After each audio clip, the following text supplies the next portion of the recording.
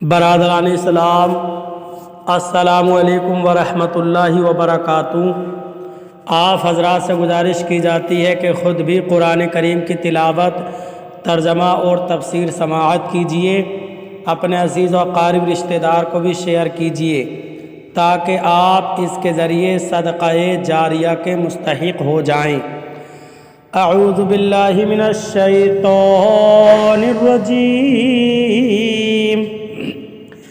بسم اللہ الرحمن الرحیم۔ والسماء رفعها ووضع المیزان الا تطغوا فی المیزان۔ ترجمہ کنز الایمان۔ اللہ کے نام سے شروع جو نہایت مہربان رحم والا۔ اور آسمان کو اللہ نے بلند کیا اور ترازو رکھی کہ ترازو میں بے اعتدالی نہ کرو۔ ترجمہ کنز العرفان۔ اور آسمان کو اللہ نے بلند کیا اور ترازو رکھی کہ تولنے میں ناانصافی نہ کرو۔ والسماء رفعها، اور آسمان کو اللہ نے بلند کیا۔ اللہ تعالیٰ نے آسمان کو محل اور رتبے کے اعتبار سے بلند پیدا فرمایا ہے۔ محل کے اعتبار سے بلندی تو ظاہر ہے کہ آسمان زمین سے اونچا ہے، جبکہ رتبے کے اعتبار سے آسمان کی بلندی یہ ہے کہ وہ فرشتوں کا مسکن ہے اور یہیں سے اللہ تعالیٰ کے احکام صادر ہوتے ہیں۔ ووضع المیزان، اور ترازو رکھی۔ ایک قول یہ ہے کہ یہاں میزان سے مراد عدل کرنا ہے۔ اس صورت میں آیت کا معنی یہ ہے کہ اللہ تعالیٰ نے مخلوق کے درمیان تمام معاملات میں عدل کرنے کا حکم دیا ہے۔ اور ایک قول یہ ہے کہ میزان سے مراد وہ تمام آلات ہیں جن سے اشیاء کا وزن کیا جائے اور ان کی مقداریں معلوم ہو سکیں، جیسے ترازو، اشیاء ناپنے کے آلات اور پیمانے وغیرہ۔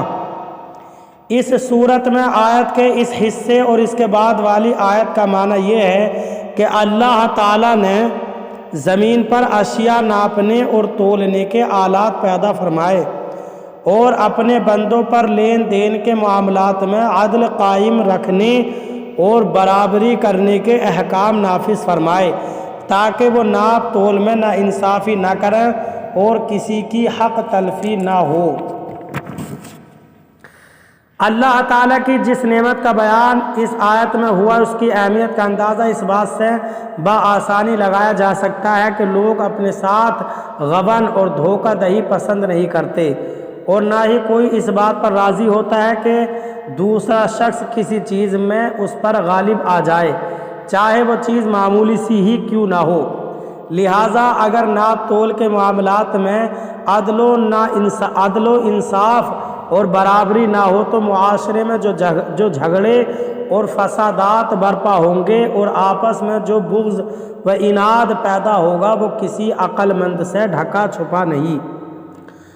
حضرت قتادہ رضی اللہ تعالیٰ عنہ اسی آیت کی ایک تفسیر میں فرماتے ہیں، اے انسان، تو دوسروں کے ساتھ اسی طرح انصاف کر جس طرح تجھے پسند ہے کہ تیرے ساتھ انصاف کیا جائے، اور تو دوسروں کو اسی طرح پورا ناپ تول کر دے جیسے تجھے پورا ناپ تول کر لینا پسند ہے، کیونکہ عدل و انصاف ہی سے لوگوں کے حالات درست رہ سکتے ہیں۔ وَأَقِيمُوا الْوَزْنَ بِالْقِسْطِ وَلَا تُخْسِرُوا الْمِيزَانَ۔ ترجمہ کنز الایمان۔ اور انصاف کے ساتھ تول قائم کرو اور وزن نہ گھٹاؤ۔ ترجمہ کنز العرفان۔ اور انصاف کے ساتھ تول قائم کرو اور وزن نہ گھٹاؤ۔ وَأَقِيمُوا الْوَزْنَ بِالْقِسْطِ، اور انصاف کے ساتھ تول قائم کرو، یعنی جب تم لوگوں کے لیے کوئی چیز ناپو تو تولو تو انصاف کے ساتھ ناپ تول کرو اور اس چیز کا وزن کم نہ کرو۔ ناپ تول میں انصاف کرنے کا حکم دیتے ہوئے ایک اور مقام پر اللہ تعالیٰ ارشاد فرماتا ہے، سورہ بنی اسرائیل آیت نمبر 35۔ وَأَوْفُوا الْكَيْلَ إِذَا كِلْتُمْ وَزِنُوا بالقسطاس المستقیم ذَلِكَ خَيْرٌ وَأَحْسَنُ تَأْوِيلًا۔ بالکل صحیح ترازو سے وزن کرو، یہ بہتر ہے اور انجام کے اعتبار سے اچھا ہے۔ اور ارشاد فرمایا اوفوا الکیل ولا تکونوا من المخسرین وزنوا بالقسطاس المستقیم ولا تبخسوا الناس اشیاءهم ولا تعبثوا فی الارض مفسدین۔ سورہ شعراء آیت نمبر 181 تا 183۔ ترجمہ کنز العرفان۔ اے لوگو، ناپ پورا کرو اور ناپ تول کو گھٹانے والوں میں سے نہ ہو جاؤ، اور بالکل درست ترازو سے تولو، اور لوگوں کو ان کی چیزیں کم کر کے نہ دو، اور زمین میں فساد پھیلاتے نہ پھرو۔ اور کم ناپنے تولنے والوں کے بارے میں ارشاد فرماتا ہے وَيْلٌ لِّلْمُطَفِّفِينَ الَّذِينَ إِذَا اكْتَالُوا عَلَى النَّاسِ يَسْتَوْفُونَ وَإِذَا كَالُوهُمْ أَو وَّزَنُوهُمْ يُخْسِرُونَ أَلَا يَظُنُّ أُولَٰئِكَ أَنَّهُم مَّبْعُوثُونَ لِيَوْمٍ عَظِيمٍ يَوْمَ يَقُومُ النَّاسُ لِرَبِّ الْعَالَمِينَ۔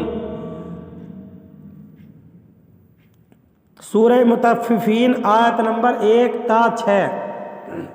ترجمہ کنز العرفان۔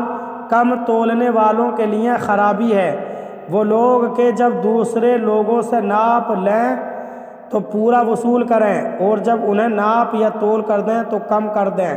کیا یہ لوگ یقین نہیں رکھتے کہ انہیں اٹھایا جائے گا ایک عظمت والے دن کے لیے، جس دن سب لوگ رب العالمین کے حضور کھڑے ہوں گے۔ اور حضرت عبداللہ بن عمر رضی اللہ تعالیٰ عنہما فرماتے ہیں رسول کریم صلی اللہ علیہ وسلم نے ہماری طرف توجہ فرمائی اور ارشاد فرمایا اے مہاجرین، جب تم 5 باتوں میں مبتلا کر دیے جاؤ، اور میں خدا سے پناہ مانگتا ہوں کہ تم ان باتوں کو پاؤ۔ پہلی بات یہ ہے کہ جب کسی قوم میں بے حیائی کے کام اعلانیہ ہونے لگ جائیں تو ان میں طاعون اور وہ بیماریاں عام ہو جاتی ہیں جو پہلے کبھی ظاہر نہ ہوئی تھیں۔ دوسری بات یہ ہے کہ جب لوگ ناپ تول میں کمی کرنے لگ جاتے ہیں تو ان پر قحط اور مصیبتیں نازل ہوتی ہیں اور بادشاہ ان پر ظلم کرتے ہیں۔ تیسری بات یہ ہے کہ جب لوگ زکوٰۃ کی ادائیگی چھوڑ دیتے ہیں تو اللہ تعالیٰ بارش کو روک دیتا ہے۔ اگر زمین پر چوپائے نہ ہوتے تو آسمان سے پانی کا ایک قطرہ بھی نہ گرتا۔ چوتھی بات یہ ہے کہ جب لوگ اللہ تعالیٰ اور اس کے رسول کے عہد کو توڑ دیتے ہیں تو اللہ تعالیٰ ان پر ان کے غیروں میں سے دشمن کو مسلط کر دیتا ہے تو وہ ان کا مال وغیرہ چھین لیتے ہیں۔ پانچویں بات یہ ہے کہ جب مسلمان حکمران اللہ تعالیٰ کے قانون کو چھوڑ کر دوسرا قانون اور اللہ تعالیٰ کے احکام میں سے کچھ لیتے اور کچھ چھوڑتے ہیں تو اللہ تعالیٰ ان کے درمیان اختلاف پیدا فرما دیتا ہے۔ اللہ تعالیٰ ہمیں صحیح معنی میں قرآن کریم پر عمل کرنے کی توفیق عطا فرمائے۔